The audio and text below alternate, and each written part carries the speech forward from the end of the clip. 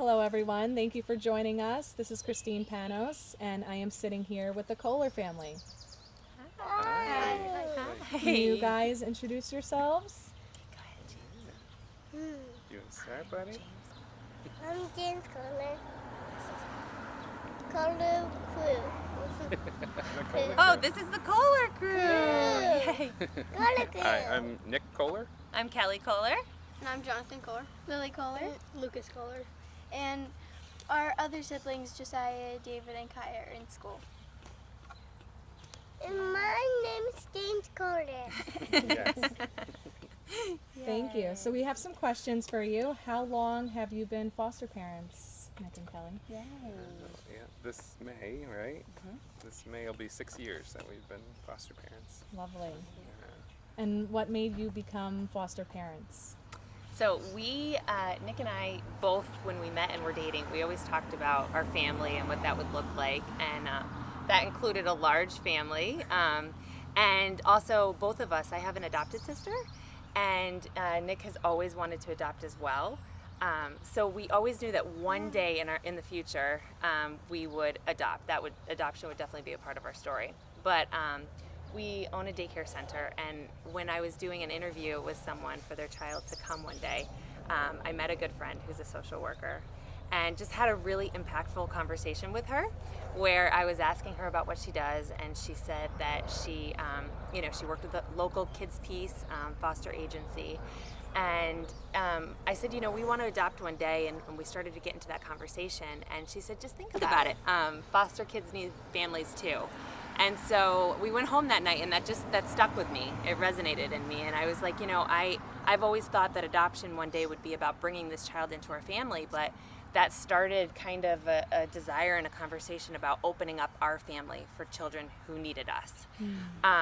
And being the family that a child would need. Yeah. And literally, shortly after we started the class, and got ready to become foster parents, and that was May 6 years ago. So yeah. Can you explain that process, the foster and adoption process? Yeah.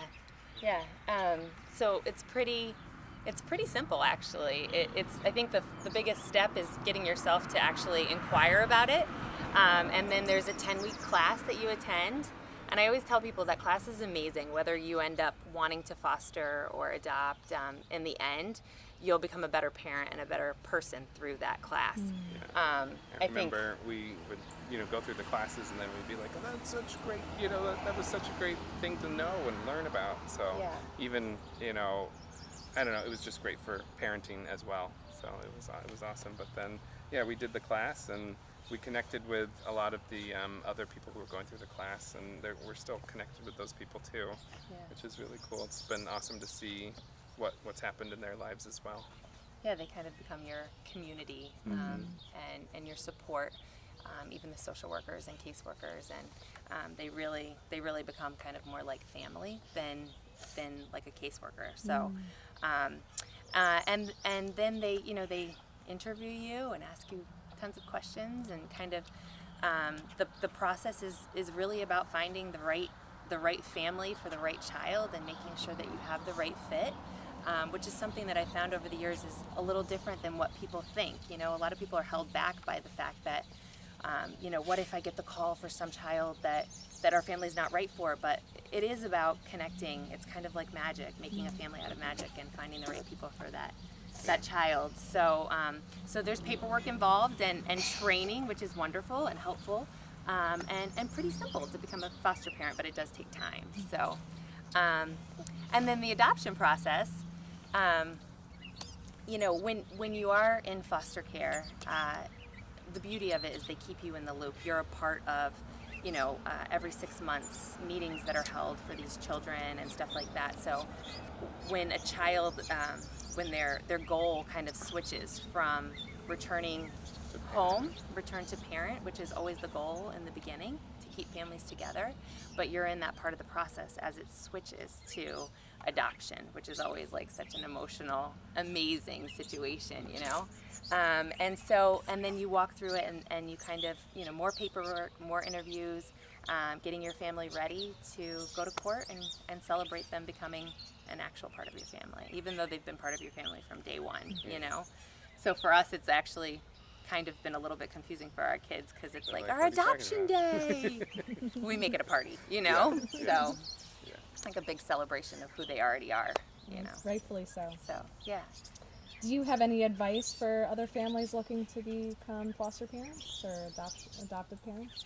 Yeah, I definitely think, you know, there's so many different things you can do with your life, but becoming the parent or the family that a child needs is one of the best things you could do with your life, with your time, with your abilities and stuff, is to share with somebody else who doesn't have that in their life, who doesn't and needs it so desperately. So I would definitely encourage anybody who's even thinking about it, you know, take the class and you'll feel, you know, I think you'll know if it is the right thing for you, and if it is, you'll feel very empowered by it, and you know, you'll be encouraged by it. And you know, whoever you're working with, our experience has always been that they're so helpful, and you know, in the difficult times, in the times where things, you know, where you think things might not be going, you know, the way that you thought they were going to go,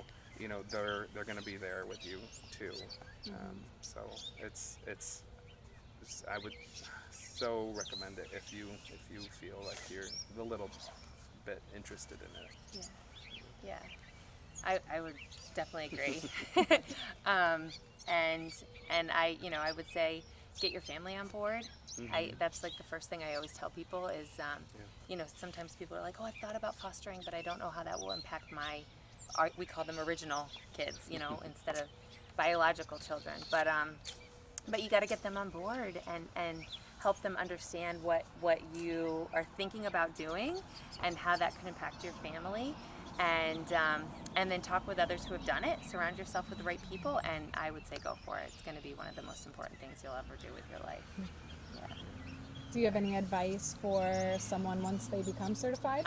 And so surrounding yourself with the right support system, kind of getting everybody on board and helping them understand that while they might not actually be fostering, them spending time with your kids, getting to know them, taking them to the park, just being an aunt to them, you know, saying, call me auntie. That has made, we have had foster children that haven't been adopted, and that's made them feel so special to have somebody just walk up to them and say, that's it, you call me auntie, we're family. Like, that's so powerful. And then also just to make sure that you set time aside for yourselves, and to be able to, if you're a married couple, have date nights every now and then.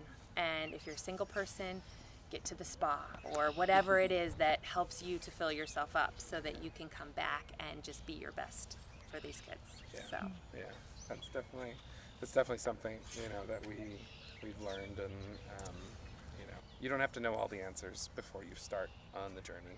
So like don't be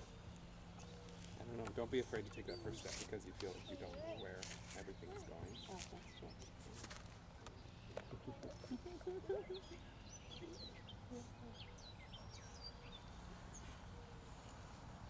So what prompted you to work through Sullivan County to foster, adopt?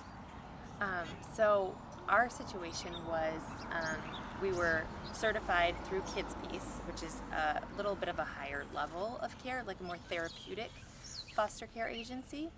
And we'd actually known about 2 children. That's how we all kind of got started. A good friend of ours had told us a little bit about some children that she'd met and she'd helped. She's a police officer, without sharing anything confidential. So we just had these 2 kids on our mind. And as we were walking through becoming licensed foster parents. And it was pretty cool because one day I can remember exactly where I was standing, and Sullivan County had this child who'd been born 1 pound 15 ounces, and he'd actually gone into cardiac arrest twice, and he was back in the hospital, and they you know, kind of worked through different family members and stuff. So now he was alone and kind of looking for. They felt ready to go home, you know, from the hospital, but they didn't have the resource for him. So yes. Yeah. and they needed someone who would be up for taking on, oxygen, and he was going to go home on oxygen, and they said that if he just made it to 1, then everything would be okay. He was almost 5 months. So I remember where I was standing when we got the phone call, and I thought it was the phone call for the other 2 children. And then she said, no, actually, we have a baby. We have a baby for you that needs a home. And then she proceeded to go on and say, do you think you guys can do this? I know that you've handled medically challenged kids at your daycare and stuff like that. And I said, we have 3 kids, and we're thinking about these other 2 kids, and oh my goodness, my heart says yes. I should talk with the logical one, so hold on 1 second. I said, let me just put Nick on the phone, and I walked away, and I was just pacing and just so excited. And she was like, you got to take this call. You got to take this call, because if he feels like it's too much and we can't do it, then he'll say no. So that was how we got connected with Sullivan County. He came beaming down the hallway and said, let's go. Let's go meet him. Let's go meet him. Super special. And how long after you met him were you able to adopt him? He was about 2.5. So, about two years later. Mm-hmm. Yep. Just kind of walking through the process. It was a great process, though. That might sound, for someone who wants to adopt, like a long time, but in the meantime, he was our child. Mm-hmm. Even though he's our foster son, we loved him from day one, just like he was our own. And you're kept in on the loop, and so that gave us a lot of time to form those relationships with the parents as well, and then prepare for a grand celebration when he was adopted. It was a really special day. He was the prince of the day. He was the prince. He was literally crowned with a prince, and we had T-shirts made that say "It takes a village," and so we had our entire community come out for his adoption, and it was just beautiful. Yeah. So, very special. Yeah. Can you tell me about the other children that you adopted? So the other 2 that she was talking about, we did end up having them placed with us about 6 months after he came to us, and they are brother and sister, and we have since adopted them. We adopted them a couple months before David. They came after, and then they were adopted first. And it's pretty cool because David and Josiah are 2 months apart, so it's kind of like another set of twins. So he was here with us, and then the other 2 got to come, and that was really, really special. And they're so close, 2 months apart. Literally twins, but one is twice the size of the other because one was a preemie. And Kaya's 7. She has a seizure disorder, autism, and quite a few other things, but it's been absolutely rewarding to be able to get to be her family. She's definitely we've seen a lot of progress and stuff, so that is encouraging, Yeah. And she's doing well. Shortly after we adopted them, we found out that their mother was going to be giving birth again, very soon. And just talking about that with the caseworkers, we found out that if we wanted to, he would be placed with us. So we were excited. We all felt like we were expecting a baby all of a sudden. Well, David was adopted on a Friday, and we already kind of knew that this baby was going to be born. So we did. We felt like we were pregnant, and nobody knew. We didn't tell anybody because now our family has grown very quickly. So we just kind of kept it inside, and we had a marathon weekend of watching like Cheaper by the Dozen and adoption movies and stuff to get our kids all on board and excited. Yeah. And then the next week we were able to bring home their baby biological sibling. And he has been with us, and he was adopted shortly, probably. Yeah, about 2 years later. Last January. And what was the response among your original children?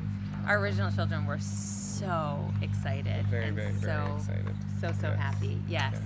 and his biological siblings. It's really been special to watch as they grow up because they're alike in so many ways. So they have that special bond, and they love him so much. So in the meantime, we've also fostered another sibling. Of one, our other son who was adopted. We fostered his sibling. So, Nick, Kelly, you're still fostering? Yes, yeah, we're still an active foster family. We had, I guess, our two most recent placements. They went back with their mom in early August. We were doing foster through the pandemic, and we had two incredible teenage boys. Teenage boys, yeah. And it was really special because it was a sibling group of 5, and they all really wanted to be back together. And that's hard for mom to get 5 kids back together in a pandemic. And it really took our family and the other foster families really worked together. We got to all work together, and I feel like that was a really special thing to be able to have them return home. Yeah. In a pandemic. It was kind of like we had like a caravan of vehicles and balloons, and they went home with everything that they needed, and they're doing great. So that's super special. But we also have a little friend that we do respite with right now, and we're definitely open. We don't know what the future holds, but every now and then we get baby fever, and we just can't wait for a phone call. We're definitely we're not closed, and we don't know where our number ends, but we're happy where we are, but we would be open for more. I always say that I just remembered that I usually talk about this, how I kind of am like the liaison for them sometimes because they don't understand how they feel. So, I'm really making the bonds and making sure that those relationships between the biological parents and our family are strong. And then they just get to come along and have all these people that love them. Yeah. So, kind of protecting them from what could hurt them. And then also protecting them from when you get asked a lot, when you go out in public and stuff like that, people will just look at your family and see that we look different, which I love, that we all look like a beautiful rainbow of children, and then having people just comment on it and ask things, and so that hurts because you want them to feel completely sheltered from that and feel completely confident in who they are. So I think that's important. I guess you definitely, you need to have other people on your side when things are difficult, but to encourage other people to be a part of the positive, to have them to build your community, and that's probably a lot easier when you're positive and showing the encouraging parts of it and stuff to build the community. So I would say what you're doing is spending time with kids who needed more than they were getting, and that's just an awesome, incredible gift. I would definitely say that if you're considering it, it's something that a lot of people think about for the future. Like one day, maybe I would foster. That sounds exciting. I've heard of it, or they've also heard, a lot of reasons why, or they've thought about it, expressed it to someone, and then been told, I can't do that. That hurts too much, or that would be too hard for me, or too difficult. And I hope that our family is an example of the fact that while things might be difficult, they give back in their own way, and so you get energy from something like this. Investing in the life of a child, it will give back to you, and right, Nick? Yeah, I definitely think so. I think I don't know, what you're doing is you're giving a child something that they needed, and that just kind of encourages and builds energy as you're doing it, and just getting people excited about that too. Then they become parts of your community, and really just we've seen that happen with us. We've people who have seen what we've done have also there's been a couple people who've gone through and signed up and have done it as well. and that's just awesome to see, and that just is kind of, I think, building like a more resilient community, you know, because this is a big problem, you know, kids needing families, and so if you're a part of building that up, that's just awesome, because it gives back to you so much too, you know. It's so exciting and encouraging, and So they're social life-giving. workers, Yeah. they're caseworkers, they're teachers, they're PE teachers, you know, helping them to understand that they're a part of this village that's making a difference in the life of a child. Yeah. It helps everybody as a part of playing, you know, playing a piece in this child's healing and their future, basically. Yeah. So, yeah, I think really that's super awesome. important. Yeah. What's your favorite thing about your family, James? Sid's favorite food is candy. What's your favorite thing? What's your favorite thing about your family? Snack. Snack? Yeah. Where do you love to go with your family, buddy? To the beach. Woo, to the beach. Yeah. Yeah? Water park. You like to go to the water park? Yeah. What do you do at the water park? A slide down on the slides. Yes. Does the whole family go to the water park? Yeah. Yeah. Lucas, what's your favorite thing to do as a family? Go on walks together. Aww, that's Do awesome. activities outside together as a family. Lily, what's your favorite thing to do as a family? Probably family movie night with pizza and stuff. What's your favorite thing to do as a family? Walks, going down the beach and stuff. Lucas, what's your favorite part of the foster care process? Like a I like- highlight to you? I liked having older brothers with us at the time because we could play outside soccer with them and do a lot of activities with them. Lily, what do you What's your favorite? I have two. The first one was getting the call for Jamesy, and we were gonna go pick him up. We were gonna go to soccer later, I remember, and so pick up a baby and go to soccer? yes. And then we got dropped off at the cousin's house, and then Jamesy came, and I got to hold him as a little bitty baby.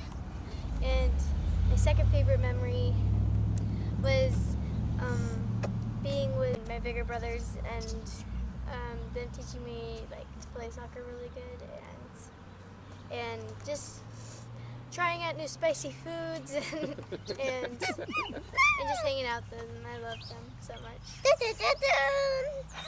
And Johnny, how do you feel about having this big multicultural family? How does that make you feel? I love having time spending family time, and one of my most favorite times was adoption day. Which adoption day?